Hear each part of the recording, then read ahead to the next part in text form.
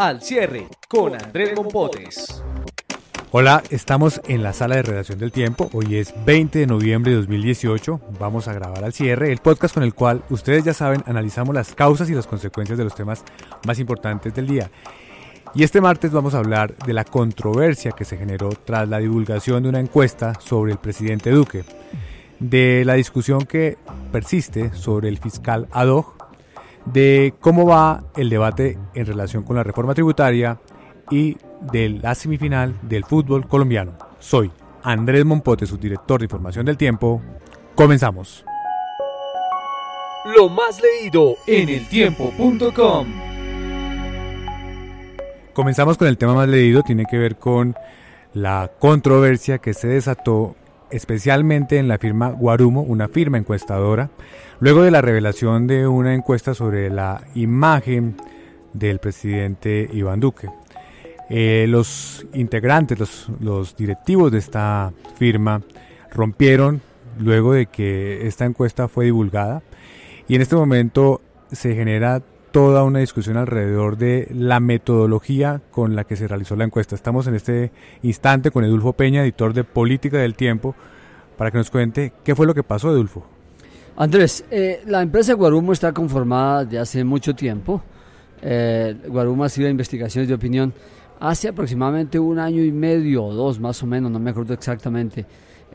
2 personas que salieron de la registraduría, el ex registrador Carlos Ariel Sánchez y el doctor Alfonso Portela, que era su director electoral, se unieron a esa compañía, no desde la parte orgánica, sino se sumaron como aportantes de contenido. Entonces, como ellos conocen lo electoral, dijeron, unámonos para hacer encuestas. Explico un poco la génesis de Guarumo. Es muy importante ese contexto. Ahora, ¿qué fue lo que pasó esta semana? De hecho, y agregamos más contexto, ellos trabajaron haciendo encuestas electorales. Sí. Y tuvieron uno de los resultados más acertados en las pasadas elecciones. Sí, tuvieron acierto en eso. ¿Qué es lo que pasa ahora? Ahora, Guarumo acaba de hacer una medición sobre la favorabilidad del presidente Santos y del presidente Iván Duque y su equipo, cuyos resultados son muy diferentes a los de las encuestas recientes. Voy a leerlos, Edulfo, para que los oyentes los escuchen. Dice lo siguiente: 48,5% favorable de imagen del presidente Duque, 40,4% desfavorable. Estos son los de Guarumo, los que se conocieron hoy. Resulta que esos resultados, y lo repito otra vez, según los cuales el presidente Duque tendría 48% a favor u opinión favorable y 40% negativa, están muy lejos de 2 encuestas que se conocieron la semana pasada. La semana pasada se conoció Gallup, que ponía al presidente en una opinión favorable del 27.2%. Ahora en este instante no la tengo aquí, pero la negativa era muy elevada, la favorable era de apenas el 27%. Y Cifras y Conceptos sacó el mismo viernes otra en la que la opinión favorable de Duque era del 33%. Resulta que lo que no parece manejable, comprensible, es que 2 encuestas del viernes digan que estaba una en el 27%, otra en el 33%, y la de Guarumo, que se conoció hoy, dispare la opinión favorable del presidente Duque al 48%. Ese hecho llevó a que los doctores Ariel Sánchez y Portela, que son los que saben de medición electoral, dijeron, no podemos apoyar esos resultados, no estamos de acuerdo, y lo que ocurrió es que se rompió esa sociedad.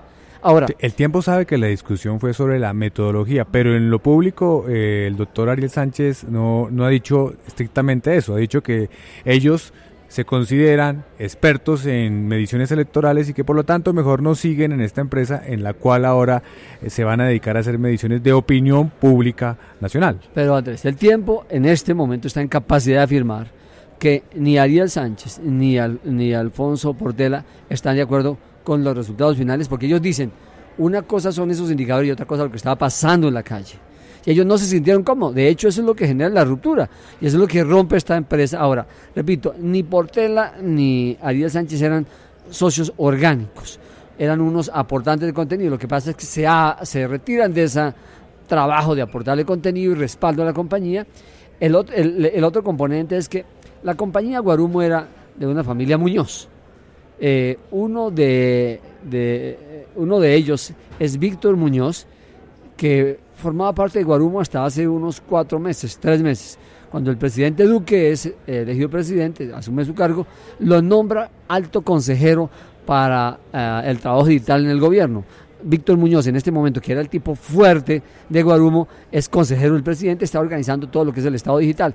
Entonces, pero que él, entiendo, vende su participación de la empresa. Se dio sus acciones a la familia, porque realmente la compañía era de su padre. Ya no hace parte de la compañía, como lo que nos habían informado. Pero Víctor trabajó en la compañía Guarumo hasta que fue elegido el presidente Duque y participó en las mediciones y en las encuestas. Pero lo concreto es que hoy trabaja en el gobierno. Tiene una oficina en la Casa de Nariño. Entonces, se rompió la compañía. Sí, está dando mucho que decir que los resultados de esta encuesta de Guarumo hayan sido tan diferentes, tan lejanos a las dos encuestas que se conocieron la semana pasada, y yo creo que se ha abierto una controversia. Y hablemos de las consecuencias. ¿Esto a quién le pega más, Edulfo? No, pues yo creo, a ver, Andrés, esto a nivel de análisis obviamente va a afectar al presidente, yo creo al presidente Duque, porque la controversia es por qué Guarumo. Así él no tenga nada que ver con esta discusión interna, pero la gente se va a preguntar él. ¿Por qué Guarumo le puso esa favorabilidad tan alta al presidente, muy distante de las otras encuestas de la vez pasada? Yo estaba pensando mientras me subí aquí a esta charla contigo, Andrés, que yo creo que Guarumo también se va a afectar. Guarumo también se ha afectado porque su credibilidad queda afectada. Claro, pero lo que viene ahora es que haya intervención de terceros para analizar si la encuesta tiene una metodología correcta, porque estamos hablando de una división interna, pero también hay que analizar la encuesta cómo se hizo. Igual tiene, como usted bien dice, un efecto sobre el presidente y sobre los encuestadores. Y sobre los encuestadores y sobre las encuestas, que cada vez que pasa esto, salen unos sectores de opinión a decir que las encuestas no sirven, que no funcionan, que son mentirosas, pero las encuestas son unos mecanismos científicos de medición de opinión y las vamos a tener constantemente. ¿Ha dicho algo la firma como tal en este momento? La firma como tal no, Hablamos con las personas que se retiran. Tengo información del gerente de la compañía que nos mandó la encuesta, que explica cómo la hicieron y qué fue lo que pasó. La gerente de la compañía, cuando manda los resultados de esa encuesta que está cuestionada, dice que el presidente Duque sí venía mal, pero que en los últimos días hizo unas expresiones muy claras de reafirmación de autoridad y que se resolvió ese tema y que se solucionó el problema de autoridad que estaba como afectado. Bueno, estaremos muy atentos. Edulfo, muchas gracias. La cifra del día. Y en la cifra del día vamos a hablar de la reforma tributaria, la discusión que persiste en el Congreso. Están en este momento intensamente reunidos los delegados del gobierno y los congresistas para tratar de acordar un texto definitivo para aprobar esta reforma. Y uno de los puntos nuevos y más polémicos que se conocieron hoy tiene que ver con las pensiones. La cifra es 4,8 millones de pesos, que sería el monto de las pensiones que en la propuesta pasarían a ser grabados, pasarían a pagar impuesto de renta en esta nueva discusión. Estamos con Marta Morales, periodista de la sección de Economía del Tiempo. Marta, ¿en qué consiste esta propuesta? Andrés, buenas tardes. El gobierno pasó dentro de la reforma tributaria la posibilidad de que las pensiones puedan aportar al ingreso tributario que necesita el gobierno y estableció que se pueda cobrar un impuesto de renta a las pensiones a partir de 4,8 millones de pesos. Ese monto está siendo negociado en la mesa de trabajo que usted menciona y los congresistas plantean que es muy poco el ingreso y el pensionado pierde recursos tan pronto deja su actividad laboral porque tiene que pagar todo el monto de su salud, se le baja un poco porque el porcentaje que le pagan con relación a lo que ganaba como empleado es menor. Entonces a los congresistas les parece muy bajo la cifra y por eso están planteando que no se cobre a partir de 4,8 sino muy a partir... bajo es que afecta a más colombianos y termina siendo una carga adicional que no estaba prevista. Pero hablemos de las causas de esta decisión. ¿Por qué el gobierno tiene que llegar a mirar ese número o esa cifra de pensiones para ponerles impuesto de renta? Pues Andrés, había un esquema de pago del impuesto de renta que separaba mucho cómo iban a cobrarle el impuesto de renta a las personas según la fuente del ingreso que tenía. Entonces se cobraba distinto si era empleado, si era pensionado, si tenía rentas de capital, o sea, una persona que tenga un apartamentico y lo arrienda. Entonces a eso le cobraban de manera diferente y el gobierno en la reforma tributaria decidió unificar todo. Entonces a todo el mundo, sea empleado, pensionado, le cobrarían el impuesto de renta de la misma manera y por eso fue que quedaron grabadas las pensiones quedarían porque todavía están en negociación. Eso es lo que tiene que ver con el universo de quienes tendríamos que empezar a pagar impuesto en el momento en que haya pensiones y se haga efectivo el acceso a este beneficio después de una larga vida laboral. Pero el monto, ¿de dónde viene? El monto hace parte de una tabla que tiene el estatuto tributario. Entonces, a partir de 4.800.000, todas las personas que trabajaban tenían que pagar impuesto de renta y como ahora lo unifican, entonces también aplica para las pensiones igual. ¿Y cómo va la discusión? ¿Existe la posibilidad de que ese monto no sea el que estamos mencionando y por lo menos haya una visión más, digámoslo, racional frente al mercado laboral colombiano? Sí, Andrés, la buena noticia es que los congresistas están dando la pelea por la clase media que usted sabe fue la que quedó más afectada con la propuesta original que pasó el gobierno. Hay muchas alternativas, una de ellas es que se graben a partir de 10 millones hacia arriba. Bueno, vamos a ver qué sucede. Marta, muchas gracias. Escucha Padres sin Instrucciones, el nuevo podcast de El Tiempo. Todo lo que nos pasa como papás desde el día en que empezamos a hacerlo. La clave de las noticias. Y continuamos con el tema clave, tiene que ver con la discusión que hay en el país en los últimos días alrededor de la figura de un fiscal ad hoc. Todo esto por el tema del caso Odebrecht. Hay muchas voces que están pidiendo que Néstor Humberto Martínez, actual fiscal general de la Nación, pues tenga la posibilidad de apartarse de esa manera de la investigación. Hoy él está impedido, la investigación está a cargo de la vicefiscal, pero algunos consideran que sería de una manera más correcta utilizar esta figura de la que estamos hablando. Y al debate se sumó recientemente el Procurador General de la Nación hablando más específicamente de una fiscalía ad hoc, ya no de la figura específica de un funcionario con ese cargo, sino de una especie de fiscalía, una especie de unidad adicional encargada de revisar todo el caso de Odebrecht. Estamos en este momento con María Isabel Ortiz de la Sección de Justicia del Tiempo. ¿A qué se refiere el Procurador con esta propuesta, María Isabel? Andrés, buenas tardes. Pues lo que el procurador explica es que si lo que se busca es que haya imparcialidad y transparencia, el hecho de que se nombre un fiscal ad hoc, que igual va a tener que trabajar con subalternos de la fiscalía, que en algún momento tuvieron alguna relación con el fiscal o la vicefiscal a quien recusaron, no se garantizaría tanto ni la imparcialidad ni la transparencia. Él opina que es más fácil que, como en un modelo que existe en Estados Unidos, se nombre toda una fiscalía ad hoc.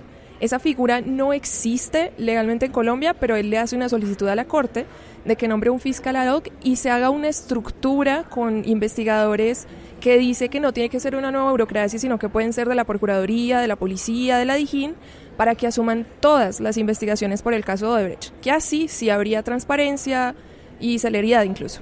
Sí, para dar un poco de contexto hablemos de 3 puntos claves que llevan a esta discusión. 1, el fiscal general fue abogado en su momento, en el 2015, de una de las firmas que hacía parte del consorcio de Odebrecht y por lo tanto le ha tocado declararse impedido ahora que las investigaciones sobre esta firma brasileña que confesó que pagó coimas por obtener contratos del Estado en Colombia, pues obviamente ese es el primer punto de contexto en relación con ese caso. Él se declara impedido, pero viene de esa relación. Segundo, el debate público en el país ha crecido mucho, especialmente porque ahora hay la discusión sobre si el fiscal sabía o no que se estaban cometiendo delitos de corrupción. El fiscal ha dicho claramente, el auditor que me dio la información nunca tuvo esa certeza y por lo tanto yo no podía ir ante la justicia con algo que no era una prueba evidente de algo que no se sabía qué era en ese momento. Y tercero, obviamente las voces que están pidiendo en el medio de este debate tratar de que la investigación sea más clara y que por lo menos le deje la tranquilidad a todos los sectores de que esto va a llegar a su final de una manera transparente, pues están pidiendo esa figura. Esas son las causas, pero las consecuencias es ya hay presentación como usted lo decía, María Isabel, de esta propuesta del procurador, pero esta propuesta no implica más burocracia, no implica tener un esquema que tal vez dentro de la arquitectura jurídica del Estado no sea tan factible. Andrés, pues como tú lo mencionas, si bien hay muchas personas que han estado de acuerdo con nombrar toda una estructura diferente a la Fiscalía y que esto le daría más transparencia a toda la investigación, también hay voces en contra. Por ejemplo, un experto considera que dado que la Fiscalía es una entidad que se creó de un orden constitucional, cualquier modificación que se vaya a hacer o, por ejemplo, que se haga otra institución que investigue, que sea una fiscalía ad hoc, requeriría de una modificación a la Constitución, es decir, un acto legislativo, por ejemplo, que tiene que pasar por al menos un año en el Congreso. Entonces eso no solo demora, sino que además hay dudas. Por ejemplo, la Fiscalía ya tenía preacuerdos con varios de los investigados implicados en el escándalo de Odebrecht. Si se nombra toda una fiscalía ad hoc, ¿qué pasaría con esos preacuerdos, con los brasileños y con diferentes implicados? Son dudas que surgen a raíz de este debate. La decisión final está en manos de la Corte Suprema de Justicia, que es la que debe decidirlo. Eso es muy importante y tiene que ver con las consecuencias. Al final, todo parece indicar que esa determinación sobre esta figura está en manos de los magistrados. Ellos son los que tienen que decidir a ver si nuevamente se vuelve a usar en Colombia, porque usted mencionaba antes fuera de micrófonos que ya hubo un momento en el que tuvimos un fiscal ad hoc. Así es, Andrés. Ese momento fue cuando la ex fiscal Vivian Morales estaba investigando a la contralora Sandra Morelli. En ese momento hubo un impedimento y en lugar de que la investigación pasara al vicefiscal, lo que se determinó fue nombrar un fiscal ad hoc, pero un fiscal, no una fiscalía ad hoc, para que llevara el caso. Y eso fue lo que se hizo en 2011. Así es. Veremos entonces qué sucede. María Isabel, muchas gracias.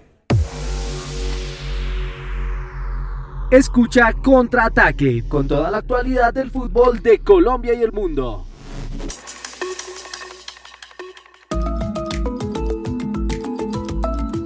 Lo que viene para su información. Y en lo que viene vamos a hablar de la semifinal del fútbol colombiano. Se viene el primer juego de esta semifinal. Vamos a ver a Medellín contra el campeón actual, el Deportes Tolima. Estamos con José Orlando Asensio, su editor de Deportes del Tiempo. ¿Qué esperamos para este partido, Orlando? ¿Qué tal, Andrés? Pues esperamos un duelo de dos equipos con vocación ofensiva que tienen a los dos goleadores del campeonato. Por un lado, por Independiente Medellín, el argentino Germán Ezequiel Cano. Por el lado del Tolima, Marco Pérez, que es un jugador al que Alberto Gamero siempre lo hace rendir. Recordemos que Marco Pérez debutó por allá en el 2008 con Gamero como técnico en el Boyacá Chico, salió campeón ese semestre.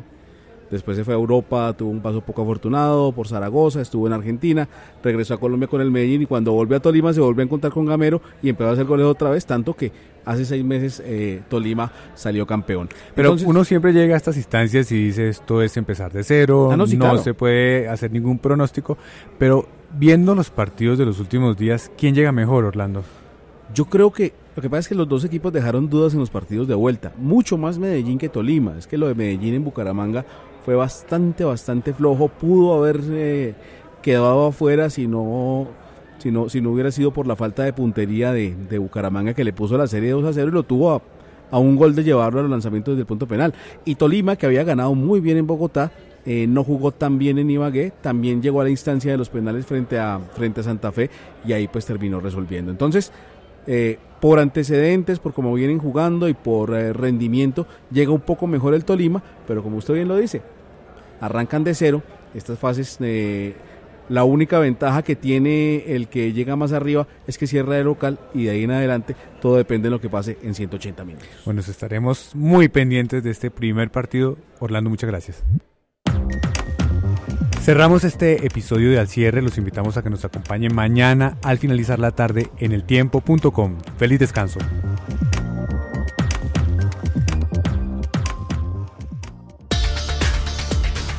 Escucha otros podcasts de El Tiempo ingresando a www.eltiempo.com/podcast.